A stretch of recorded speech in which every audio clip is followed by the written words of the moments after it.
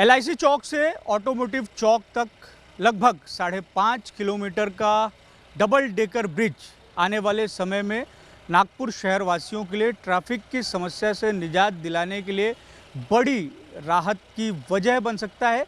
शनिवार से ये जो डबल डेकर ब्रिज है इससे यातायात शुरू हो जाएगा और आप देख सकते हैं कि किस तरीके से इस ब्रिज के उद्घाटन का जो काम है, उद्घाटन समारोह जो होने वाला है उसको लेकर तैयारियां शुरू हैं। इस ब्रिज को फूलों से सजाया जा रहा है। इस ब्रिज की कई तरह की खासियतें हैं और रिकॉर्ड टाइम में इसे महा मेट्रो ने तैयार किया है। हालांकि इसके लैंडिंग को लेकर जो दिक्कतें हुई वो अगर नहीं होती तो इससे भी और पहले समय में जो है वो इस ब्रिज को तैयार कर लिया जाता। खैर, देर आए दुरुस्त आए, अब ये ब्रिज शुरू होने वाला है और इस बात की नागपुर वासियों को खुशी भी है। इस ब्रिज की आखिर क्या खासियत है, इसी पर हम बातचीत करेंगे। हमारे साथ महा मेट्रो के नागपुर मेट्रो के रीच 1 के chief project manager Vidya Sagar sir हैं। सर से हम बात करेंगे और बातचीत करेंगे कि और इस ब्रिज पर हम चलेंगे भी और इस ब्रिज का नज़ारा भी एक्सक्लूसिव हमारे दर्शकों को दिखाएंगे। सर, ये बताएं कि इस ब्रिज के बारे में बताइए कि मेट्रो ने कब इसका काम शुरू किया था, कब इसे कंप्लीट कर लिया गया पूरी तरीके से। ये जो ब्रिज है 2017 में जो है टेंडर अवार्ड हुआ है, 2018 से काम शुरू किया है। 2018 से काम शुरू करने के बाद जो है 2021 में इसका जो है सभी काम ख़त्म हो गया है। 2021 से जो है इधर से ये एरिया से अभी इतना 300 मीटर का लंबा लेंथ का जो है 2021 से 2024 तक जो है हम लोग वेट किया है लैंड एक्विजिशन का रिकवर। ये जो जगह हम देख सकते हैं कि ये लैंडिंग में जो इमारतें थी अगल बगल की, ये जो है ये डिस्टर्ब हुआ है। इसी का वजह से हम लोग 2024 में जुलाई 18 तारीख को हमको लैंड मिला हुआ है। हम लोग 20 दिन में जो है पूरा डिसमेंटलिंग का काम ख़त्म कर दिया है। उसका बाद में जो है हम लोग ये जो है ये लॉन्चिंग का काम एंड रैंप का काम जो भी है काम कंप्लीट कर दिया है। तो एक तरीके से लैंडिंग का जो काम करना था उसके लिए 3 महीने का समय था, लेकिन 2 महीने में ही आप लोग जो है 1.5 महीना में अंदर में जो है काम कर दिया है। अच्छा, इस ब्रिज की खासियत बताइए कि इस ब्रिज से एक तो ये बात है कि जो कामठी रोड है वहाँ पर बहुत ज़्यादा ट्रैफिक रहता है। अभी इसका जो रास्ता बंद था उसकी वजह से बहुत तरह की दिक्कतें हो रही थी। अब इस रास्ते के शुरू हो जाने की वजह से नागरिकों को कितनी जो है वो राहत मिलेगी? हमारा जीसी का प्रोजेक्ट मैनेजर है संजय जी है। संजय जी आपका अच्छे से बता पाएगा। ये कंसल्टेंट भी है तो ये भी बहुत अच्छे से बता पाएंगे। संजय जी, आप बताइए क्या खासियत है? इस ब्रिज की खासियत ये है कि ये अपने एशिया का भी सबसे बड़ा सबसे लंबा फ्लाईओवर है। इसने अपने नागपुर के प्रीवियस फ्लाईओवर का रिकॉर्ड तोड़ा है। और दूसरी सबसे खासियत है यहाँ पे कि इस ब्रिज पे 4 लेयर की यातायात है। आप सबसे नीचे देखो तो रोड चल रही है, उसके बाद में रेलवे क्रॉसिंग है, रेलवे क्रॉसिंग के बाद में तीसरा जो है ये हमारा जिससे हम लोग चल रहे ये है, और चौथा लेयर है मेट्रो का। तो अपने आप में ये पहला ऐसा है कि जिसपे चार तरह की 4 सतह पे यातायात चलेगी और इसकी कुल ऊंचाई 25 मीटर है। ये अब हम लोग जैसे नीचे से आते हैं तो वैसे आने में जो हमारा जो रेगुलर समय सिग्नल और सब कुछ देखते हुए अगर हमें ऑटो मेट्रो से चलते हैं LIC तक तो हमको कम से कम 35 से 40 मिनट लगते हैं। और जबकि हम लोग जब ब्रिज के ऊपर में आ जाएंगे तो हमारी वो 40 मिनट की जो यात्रा जो है वो हम 10 या 12 मिनट में पूरी कर सकेंगे। तो ये अपने आप में एक बहुत बड़ी उपलब्धि है और सारे लोगों को जो सीधे वहाँ से चल के कामठी से जिनको नागपुर आना है उनको सारी नीचे के रास्ते के सिग्नल्स का दिक्कतों का सामना नहीं करना पड़ेगा। ये एक बड़ी जो है 25 मिनट से लेकर आधा घंटा तक जो है समय बचेगा। अच्छा, और क्या खासियत है इस ब्रिज की? इस ब्रिज में जो खासियत का जो है आपका ऑलरेडी बता चुका है, ये 1600 टन का ये गडर है। इसमें 4 लेयर का जो है ब्रिज बना हुआ है ना पूरा इंडिया से का 4 लेयर का स्ट्रक्चर जो है यही ब्रिज पे है। 4 लेयर स्ट्रक्चर यही ब्रिज पे है। 4 लेयर स्ट्रक्चर में नीचे में रोड है, ऊपर में इंडियन रेलवे का ट्रैक है, तीसरा लेवल में ये है अभी जो हम लोग फ्लाईओवर के ऊपर चढ़ रहा है उसको ऊपर में मेट्रो है। ये 4 लेयर स्ट्रक्चर में जो है 1600 टन का गडर है। हम लोग जो है 2021 में मार्च में 2021 फरवरी तक ख़त्म कर चुका है वो काम जो है वो आगे में। तो ये जो ब्रिज है इसको बनाने के लिए कुछ अलग तरह की टेक्नोलॉजी का इस्तेमाल किया गया है क्या? वर्धा रोड पर जो फ्लाईओवर बना है उससे इसकी लंबाई ज़्यादा है। जब वो बन रहा था तब उसकी भी बहुत ज़्यादा चर्चा हुई और देशव्यापी चर्चा हुई क्योंकि इस तरीके का प्रोजेक्ट कहीं और नहीं था। अब जब ये ब्रिज बन गया है तो इसकी जो कुल लंबाई है इसे एशिया का सबसे बड़ा ब्रिज कहा जा रहा है। ये इसमें जो है हम लोग जो है कॉन्सेप्ट जो ब्रिज बनाने में जो है ब्रिज स्पाइन एंड रिब का कॉन्सेप्ट यूज़ किया है। डबल डेकर जो है ब्रिज जो है वर्धा रोड का जो है 3.14 किलोमीटर लेंथ का है, ये 5.67 किलोमीटर लेंथ का है, उससे लंबा है। उसका जो है जो टेक्नोलॉजी उसमें यूज किया सेम टेक्नोलॉजी इधर भी यूज़ किया है। सभी जो है मेट्रो स्टेशंस है, डबल डेकर स्टेशंस है, उसमें जो है कनेक्टिंग एनवायरनमेंट जो भी है लेफ्ट हैंड साइड से राइट हैंड से जाने का जो सुविधा प्रोविज़न करना है ये ब्रिज का अंदर में जो हुआ है। अच्छा, इस ब्रिज के लिए जब कामठी से LIC चौक से चला जाएगा ऑटोमोटिव तक के लिए तो ये इस ब्रिज में चढ़ने के बाद आप सीधे शहर के बाहर निकल जाएंगे या शहर में कहीं और घूमने के लिए बाहर निकल जाएगा डायरेक्टली। इसका इस्तेमाल वही लोग कर सकते हैं जिन्हें कामठी की ओर जाना है। कामठी से जो है जाने वाला जो है कामठी जाने वाला जो भी पब्लिक है कंप्लीटली ये ब्रिज यूज़ कर सकता है। तो उनका समय कामठी से जो आने वालों का जो समय है वो 35 मिनट से 30 से 35 मिनट उसका बचेगा, जो सीधे यहाँ आएंगे। फॉर एग्जाम्पल कामठी से एक बंदा जो है एयरपोर्ट जाना है बोलने से ज़्यादा से ज़्यादा आधा घंटे में जो है कामठी से जो है एयरपोर्ट पहुँच सकता है। अच्छा, आप दोनों इस प्रोजेक्ट से जुड़े हुए रहे हैं। हालांकि ये तो एक रूटीन काम है, जैसे मेरा काम है माइक पकड़ के आप लोगों से बातचीत करना, आप भी इंजीनियर हैं तो आपका भी काम है। तो इस ब्रिज से जुड़ना, एशिया का सबसे बड़ा डबल डेकर ब्रिज इसका बन जाना अपने आप में एक ऐतिहासिक बात है। तो उसको लेके कुछ अलग तरह की अनुभूति आप लोगों के मन में है कि इस तरह के प्रोजेक्ट्स में आप चल रहे हैं। अब ये देख सकते हैं कि ये जो मेट्रो का है ये एल्युमिनियम का है। यही ब्रिज है 1600 टन का गडर है। ये जो है 4 लेयर में जो है हम लोग जो 4 घंटे का ब्लॉक लेके इंडियन रेलवे ट्रैक के ऊपर में क्रॉस करके ये 1600 टन का गडर का जो है इरेक्शन नवंबर दिसंबर 2020 से लेके फरवरी 2021 का अंदर में कंप्लीट कर चुका है। ये 3 महीना में, ये भी 3 महीने का टारगेट में कंप्लीट कर चुका है। 1600 टन का गडर है। इसका जो है अप्रैल 2021 में जो है इसका CMRS का जो है सैंक्शन मिल गया है।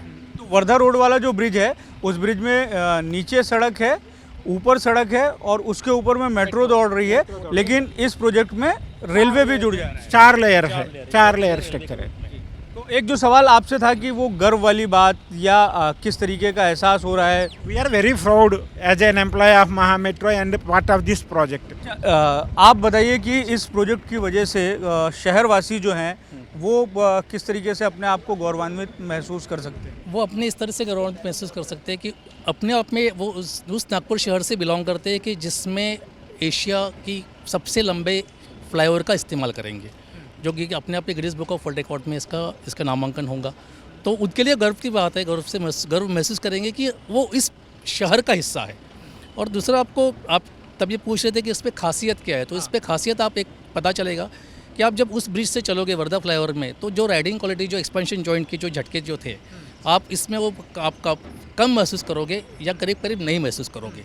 तो ये अपने आप में उपलब्धि है कि जो वहाँ से इस ब्रिज को बेहतर बनाता है।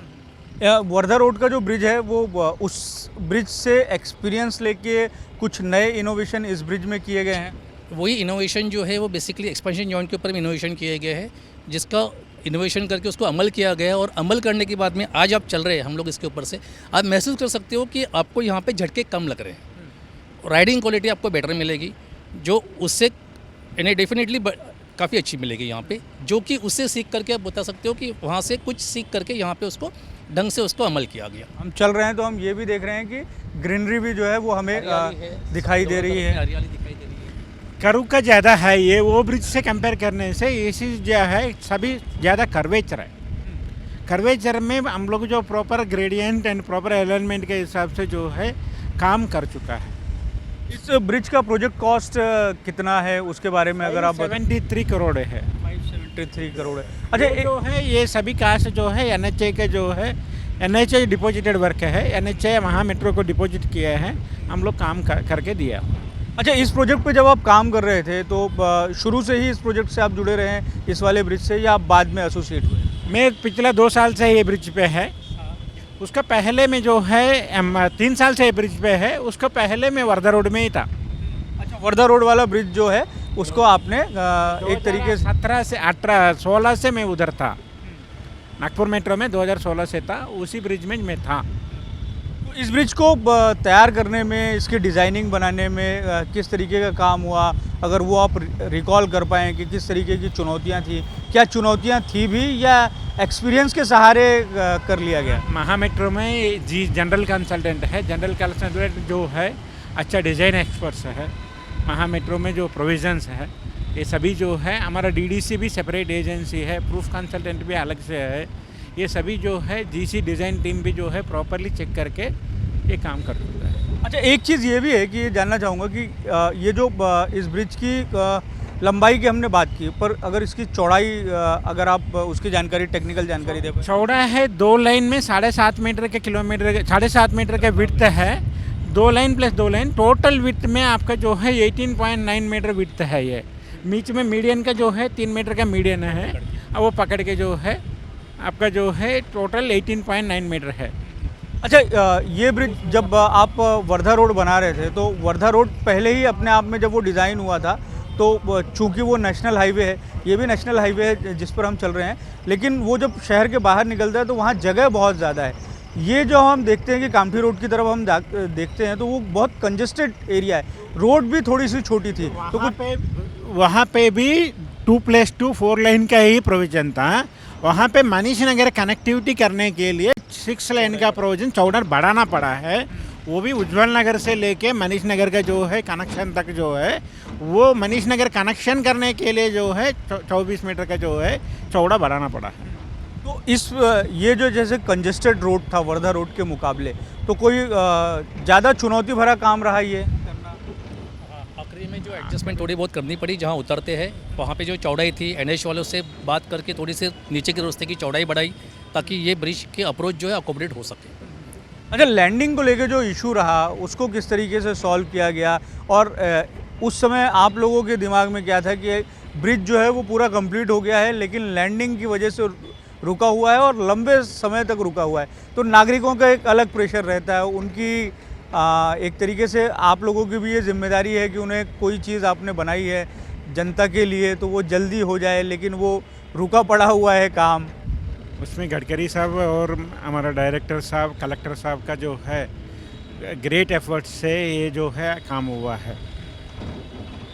तो और इसके बारे में बताइए कि और किस किस तरीके की चर्चाएं इस पे हम कर सकते हैं। हम देख रहे हैं कि ब्रिज के ऊपर में आप ग्रीनरी के लिए भी जो है वो व्यवस्था की हुई है। इस पे पूरे पौधे लगेंगे, पूरे यहाँ से वहाँ तक पूरी मेडन में हरियाली होगी, एक ग्रीन कॉरिडोर की तरह बनेगा, और दोनों तरफ में अब तो लेन देख ही रहे हैं मार्किंग की हुई, और उस तरह से स्लोप्स है, आप कर्वेचर देख रहे हो, हर जगह में कर्वेचर के सबसे भी साइन बोर्ड और वो सब चीज़ों की भी सुविधा की गई है। लाइट्स यहाँ अपने आप में बहुत अच्छी है। जब आप अंधेरे में आओगे यहाँ पे, अभी शाम के बाद भी जब हम वापस गुजरेंगे तो देखोगे लाइट के हिसाब से आपको जो ब्रिज की जो इनलाइटनमेंट जो है that is also very good. तो ये सारी चीज़ें जो है ये जैसे जैसे लोग चलेंगे वैसे वैसे अनुभूति कर पाएंगे।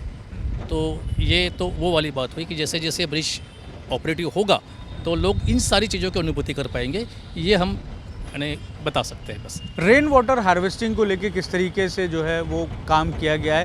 क्या रेन वाटर हार्वेस्टिंग का इसमें व्यवस्था की गई है? कि मेट्रो का ये दावा रहता है लेकिन कई प्रोजेक्ट्स में ऐसा दिखाई भी देता है कि रेन वाटर हार्वेस्टिंग का जिस तरीके से व्यापक व्यवस्था होनी चाहिए थी वो नहीं है, तो कम से कम इस प्रोजेक्ट में हम सुनिश्चित कर सकते हैं कि बारिश का जो पानी है वो बर्बाद नहीं होगा। ये जो प्रोजेक्ट में जो है अल्टरनेटिव पियर में रेन वाटर हार्वेस्टिंग का जो है सुविधा कर चुका है। एक स्पैन छोड़ के एक स्पैन में अल्टरनेटिव स्पैन में रेन वाटर हार्वेस्टिंग का जो प्रोविजन जो है कर चुका है। अच्छा, विजिबिलिटी और बाकी सारी चीज़ों को लेके किस तरीके से व्यवस्था इसमें की? सभी signages 100% as per the IRC guidelines के हिसाब से 100% साइनेजेस लग चुका है, इसमें कोई इशू नहीं है।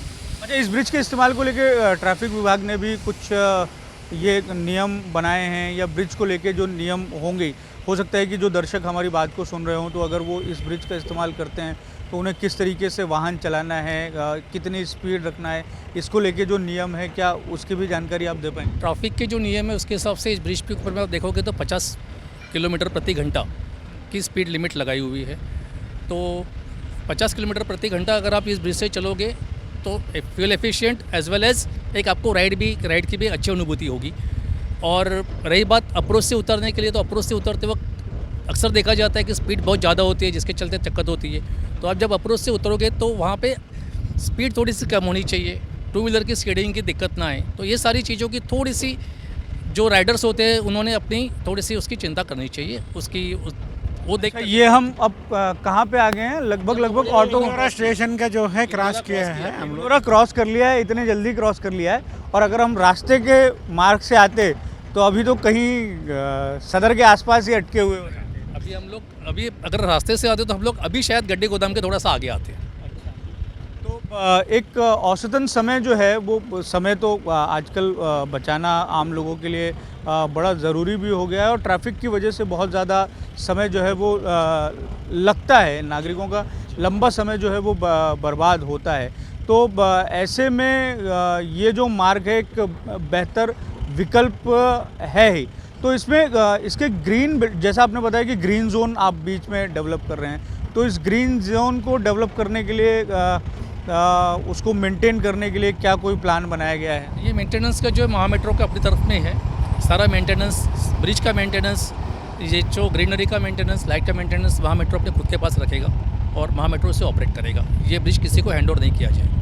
अच्छा, मेट्रो जब ये काम कर रहा था तो नितिन गडकरी हों या देवेंद्र फडणवीस हों या शहर को और पॉलिटिशियन हों, उन्होंने भी कोई आइडियाज़ शेयर किए हों, कुछ बताया हो कि इसके हिसाब से काम करना है?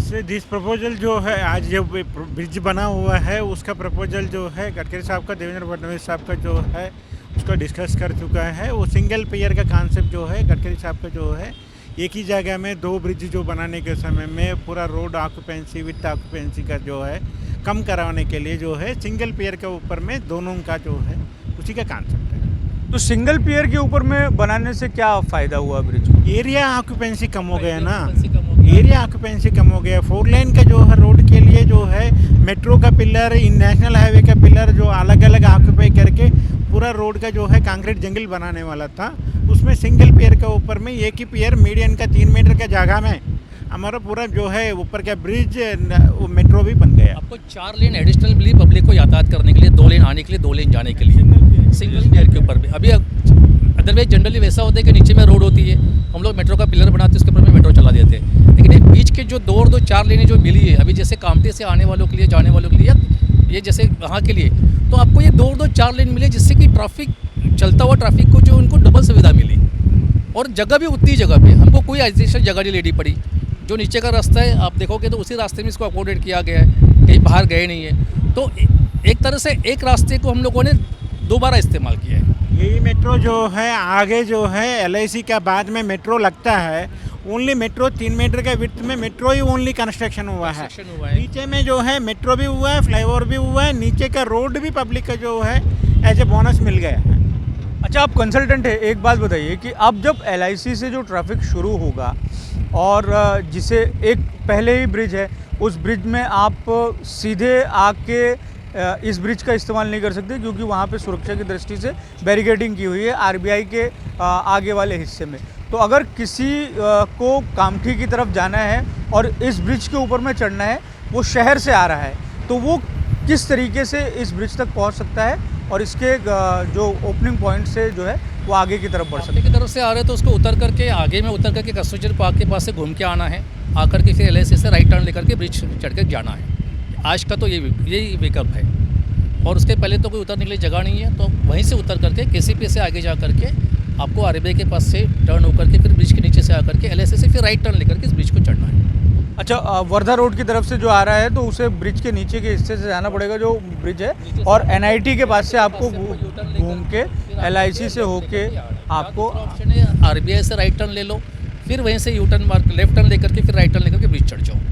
अच्छा, ये बताइए कि ये जब ब्रिज अब कंप्लीट हो गया है, इसका इनॉग्रेशन होने वाला है, हमने भी खूब खबरें दिखाई और उन खबरों को बहुत अच्छा रिस्पांस भी मिला। तो ऐसा नहीं है कि इंफ्रास्ट्रक्चर के काम को लेके सिर्फ आदमी दूसरे ही नज़रिए से सोचता है। एक तो सबसे बड़ा उसका फ़ायदा ये है कि वो बहुत तरह की सहूलतें देने वाला भी होता है। आप लोगों को किस तरीके के फीडबैक जो है वो मिले, नागरिकों की क्या राय है, ना केवल कामठी जानने वाले जो नागरिक हैं उनकी, बल्कि शहर भर में जो आप लोगों से लोग मिलते होंगे उनसे किस तरीके का रिस्पांस मिला, क्या प्रतिक्रियाएं मिली? प्रतिक्रिया तो अभी लोगों की, मैं ये बताऊंगा कि लोगों की प्रतिक्रिया तो अभी आनी शुरू होगी। अभी तक सब लोगों ने सिर्फ इसको देखा है, किसी ने किसी ने इसको यूज़ करके किसी ने महसूस नहीं किया है। तो अभी तक भी महसूस कर रहे हैं और हमारे माध्यम से जो है हम आपको ये पूछेंगे कि आप बता सकते हो कि आप क्या महसूस कर रहे हो इस ब्रिज के तक। मुझे तो यकीन नहीं हो रहा है कि मैं ऑटोमोटिव चौक के एकदम करीब आ गया और इतने जल्दी आ और गया। हम लोग, आपने देखा होगा, हम लोग काफ़ी कम स्पीड से आए। 50 की स्पीड से 5 किलोमीटर है, तो मैंने आपको वही बताया कि 10 से 11 मिनट में, अगर मैं कायदे से 50 से भी गाड़ी चलाता हूँ तो मुझे 11 मिनट में आपको मैं 5.5 मीटर का डिस्टेंस क्रॉस कर रहा हूँ बगैर किसी ट्रैफिक के, बगैर किसी सिग्नल के। तो ये अपने आप में बहुत बड़ी उपलब्धि है जो लोग महसूस करेंगे, ये हमें लगता है। अब सर, आप तो प्रोजेक्ट मैनेजर हैं इस प्रोजेक्ट के, आपके पास में किस तरीके से फीडबैक आए? और जैसा कि वर्धा रोड वाला जो ब्रिज है उसके नाम कई रिकॉर्ड हैं, तो क्या ये जो ब्रिज है इसको भी रिकॉर्डों की सूची में दर्ज कराने की प्रक्रिया महामेट्रो के माध्यम से होगी? कर रहा है, अभी ऑलरेडी हो गया है, उसका शुरू हो गया है। वो प्लान हमारा डायरेक्टर प्रोजेक्ट साहब जो है ऑलरेडी उसी के काम में जो है लगा हुआ है, ऑलरेडी एप्लीकेशन जो है भेज रहा है। आप लोग भी कर रहे हैं? नहीं, ये जो है एक ही होते हैं, महामेट्रो की तरफ से ही जाती है। एम्प्लॉयर जो होते हैं ब्रिज के जो मालिक, उन्हीं की तरफ से एप्लीकेशन जाती है। तो Guinness book of world record को इस तरफ से एप्लीकेशन जा चुकी है इसको एशिया का सबसे लंबा ब्रिज का दर्जा देने के लिए। अब हम ये मेरे ख्याल से ऑटोमोटिव चौक पे आ गए। ऑटोमेटिक चौक में है, कैसे अब यहाँ हम लोग ऑटोमेटिक चौक के बाद में आगे में साईं बाबा मंदिर के पास में उतरेंगे और आगे जा करके पीली नदी के पहले से वहाँ से यू टर्न लेकर के फिर वापस आएंगे। तो इस ब्रिज की जो स्थिति है वो हम देख रहे हैं, ये कितना सुविधाजनक है वो भी हम बताने की कोशिश कर रहे हैं। हमने जब शुरू किया था तो यहाँ कब पहुँचे हैं, एक तरीके से बातचीत भी हो गई और हम यहाँ पहुँच भी गए हैं। और जो हमारे दर्शक हैं वो एक्सक्लूसिव तस्वीर जो है वो सबसे पहले देख रहे हैं इस ब्रिज की। अब बस ये जो ब्रिज है इसको हम उतरने ही वाले हैं और उतरने का भी नज़ारा जो है वो हमारे दर्शक देखेंगे। और जब आप नागपुर के बाशिंदे अगर हैं या नागपुर के नहीं भी हैं तब भी कभी ना कभी तो आप इसका लाभ लेंगे ही। और वर्धा रोड पर जो डबल डेकर ब्रिज बना हुआ है वो एयरपोर्ट वाले रास्ते में या आगे वर्धा मार्ग की तरफ जाने में कितनी सहूलतें इन दिनों दे रहा है उससे भी आप लोग वाकिफ़ हैं ही। सर, बस अब हम उतार में ही हैं, चलते चलते एक आखिरी सवाल आपसे यही है कि जो नागरिक इस ब्रिज का इस्तेमाल करेंगे, कल से वो शुरू कर देंगे, तो अलग अलग तरह की फीलिंग होगी उनकी इस ब्रिज को इस्तेमाल किए जाने को लेकर। टेक्निकल एस्पेक्ट तो बहुत है, ये भी हम देख सकते हैं कि ऑटोमोटिव चौक जो मेट्रो स्टेशन है वहाँ पर हम पहुँच गए हैं। अलग अलग तरह की उनकी सोच होगी। तो पर यहाँ जब इस ब्रिज पर वो चलें और नागपुर के लोग हैं तो वो क्या फील करें? मैं एक्सपेक्ट करता हूँ अच्छा, they feel happy. If any suggestions मिलेगा तो हम लोग जो है आगे में जो है महामेट्रो जो भी काम करेगा उसमें इम्प्लीमेंट करने के लिए तैयार करेगा। और ये जो है ये एक इसका लैंडिंग पॉइंट आ गया है और यहाँ पर ये जो ब्रिज है वो ख़त्म हो जाता है। तो शनिवार से जो है इस ब्रिज का इस्तेमाल करना नागरिक शुरू कर देंगे और इसका लाभ लेंगे और अनुभव लेंगे। तो एक्सक्लूसिव तस्वीरें ऑटोमोटिव ब्रिज की जो LIC से शुरू होता है और ऑटोमोटिव तक जाता है उसको हमने हमारे दर्शकों को दिखाने की कोशिश की। कैमरामैन अतुल गवई के साथ दिव्येश द्विवेदी, यूसे न्यूज़, नागपुर।